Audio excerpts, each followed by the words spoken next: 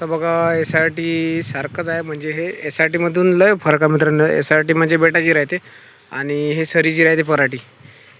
SRTचं एक फायदा आहे की त्याला निंदन काहीच करायला लागत नाही. कारण की आता हे समजा सरीचं आहे तर याच्यामध्ये निंदावे लागते.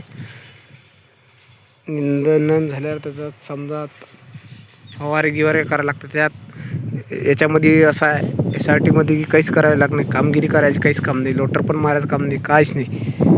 नाडावरे वखरणं काहीच नाही. निख्खय समजा पेरल्याबरोबर त्याला समजा ठिबकनुसार पाणी किंवा त्या समजा जुनी समजा ते कामगिरी व्हायला त्याच्यामध्येच आपण पाणी देऊ शकतो. आणि त्याच्यातच समजा आपली हे बाकी फवारणी केल्या ते त्यालाच SRT पद्धतची शेती अशी म्हणतात. आणि हे आपली साधारण शेती म्हणतात त्याला.